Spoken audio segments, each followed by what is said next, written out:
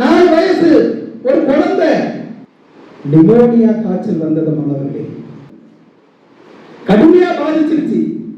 அதே நேரத்தில் போலியோ நோயும் தாக்குது.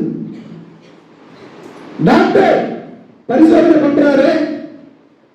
பரிசோதனை பண்ணிட்டு அந்த குழந்தைக்கு கால் இருக்கும், நடக்க முடியாது. குழந்தையினுடைய பேரு வில்மா ருடால்ஃப். வில்மா ருடால்ஃபுடைய இலக்கு என்ன, குறிக்கோள் என்ன என்று வில்மா ருடால்ஃப் கிட்ட கேட்டா, நான் ஒலிம்பிக் போட்டியில் ஓடுவேன், பரிசு வாங்குவேன், தங்க பதக்கம் பெறுவேன். கேட்கிறவன் சிரிக்கிறான். இது எப்படி சாத்தியம், உன்னால நடக்கவே முடியாது என்று இருக்கக்கூடிய சூழலில் இது எப்படி சாத்தியம் என்றெல்லாம் கேள்வி பேசினார்கள் மாணவர்களே. அதை பற்றி அந்த குழந்தை கவலைப்படவில்லை.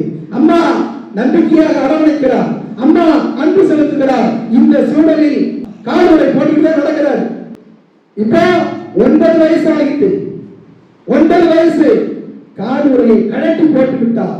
நடந்தால் கால்வரையை போட்டுக் கொண்டுதான் நடக்க வேண்டும் என்று சொன்னார்.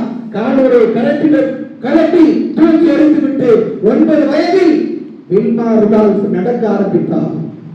இப்போ 9 வயதிலிருந்து 13 வயது பள்ளி சிறிய சிறிய ஓட்ட பந்தயத்தில் பங்கெடுத்துக் கொள்கிறார். நினைத்து பாருங்கள், குறிக்கோளை சொன்னது போலவே அந்த குழந்தை 1960ஆம் ஆண்டு ஒலிம்பிக் போட்டியில் பங்கெடுத்துக் கொண்டார்.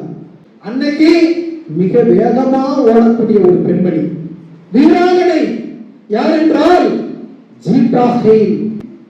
அந்த பெண்மணி இந்த ஆட்டை நிறுத்தி வச்சிருக்கிறாங்க. 100 மீட்டர் ஓட்ட பந்தயம், எல்லா நாட்டு வீரர்களும் நிற்கிறாங்க. அந்த ஓரத்துல டாக்டரால் நடக்க முடியாது என்று சொல்லப்பட்ட குழந்தை, நிமோனியா காய்ச்சலால் தாக்கப்பட்ட குழந்தை, போலியோவால் தாக்கப்பட்ட குழந்தை, அந்த ஆண்டை யார்? Wilma Rudolph.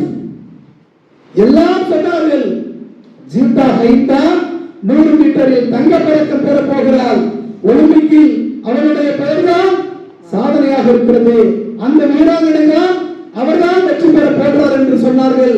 என் அன்பிற்குரிய மாணவர்களே, தவிடுபடியாக்கி காற்று வேகத்தை போல பறந்து சென்றால் வில்மா ருடால்ஃப் தங்க பதக்கம் பெற்றால் ஜீட்டா ஹெயில் பார்க்கப்பட்டார். மருத்துவ உலகம் வியந்து போனது. என்ன காரணம்? மனதிற்குள் இருந்த ஊக்கம், மனதிற்குள்ளே இருந்த லட்சியம், ஒருவருடைய உள்ளத்தில் இருக்கக்கூடிய தன்னம்பிக்கை, இந்த குறிக்கோளை அடைய வேண்டும் என்பதற்காக நாள்தோறும் அந்த குழந்தை எடுத்துக்கொண்ட பயிற்சி. இதை விட ஒரு சுபராசியம் உண்டு. 400 மீட்டர் ஓட்ட பந்தயம், தொடர் ஓட்ட பந்தயம், ரிலேன்னு சொல்லுவோம்ல. ஒருத்தர் ஒரு குச்சி வச்சுக்குவாரு, 3 மீட்டர் ஓடுவார். அங்க ஒருத்தர் ரெடியா நிற்பாரு, ஒரு வீரர் ஒரு வீராங்கனை நிற்பாங்க. அந்த குச்சை வாங்கிட்டு அங்கிருந்து ஒருத்தர் ஓடுவாரு. இதுதான் தொடர் ஓட்ட பந்தயம். மாணவர்களே, 400 மீட்டர் ஓட்ட பந்தயம் 2 அணி ஃபைனல். இந்த ஆண்டு ஜீட்டா ஹெயில் அணி, இந்த ஆண்டு வில்மா ருடால்ஃப் அணி ஓடுறாங்க. 4வது இடத்துல இந்த ஆண்டு வில்மா ருடால்ஃப் நிறுத்தி இருக்கிறாங்க, இந்த ஆண்டு ஜீட்டா ஹெயில் நிறுத்தி இருக்கிறாங்க. முதல் 3 பேரும் சரியா தான் வந்தாங்க, ஓரளவுக்கு நேரம் சரியான நேரம். 4ஆவதா இங்க யார்கிட்ட குச்சை கொடுப்பாங்க? ஜீட்டா ஹெயில் கொடுப்பாங்க. குச்சை வாங்கிட்டாங்க. இங்க யார்கிட்ட கொடுக்கிறோம்? வில்மா ருடால்ஃப் கொடுக்கணும். கொடுக்கும் பொழுது பதட்டத்துல வேகத்துல வாங்குறவங்க வில்மா ருடால்ஃப் கீழே குச்சை போட்டாங்க. குச்சை எடுத்துக்கிட்டு மின்னல் நேரத்தில் யார் போயிட்டு இருக்கா? ஜீட்டா ஹெயில் போயிட்டு இருக்கிறாங்க. 100 மீட்டர் ஓட்ட பந்தயத்தில் விட்ட தங்க பதக்கத்தை 400 மீட்டர்ல பிடிக்க போறாங்க ஜீட்டா ஹெயில் என்று வேடிக்கை பார்த்தவர்கள் எல்லாம் சொன்னார்கள். குச்சை தவறிட்டாங்க. தவறுல குச்சை எடுத்துக்கிட்டு பார்த்தாங்க. போயிட்டு இருக்க ஜீட்டா ஹெயில் பறந்து போயிட்டு இருக்கு. என்னென்னலாம் நம்ம சொல்லியிருப்பாங்க.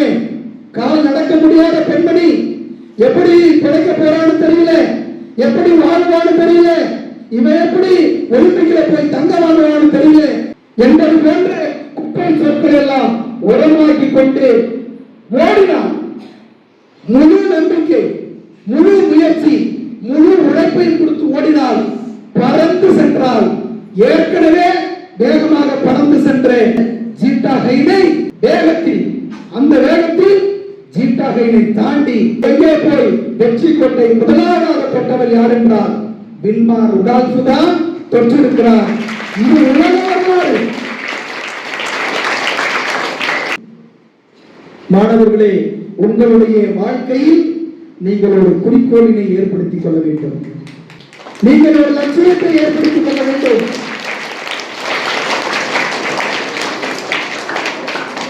அதை நோக்கிய பயணத்தில் நீங்கள் ஈடுபட வேண்டும்.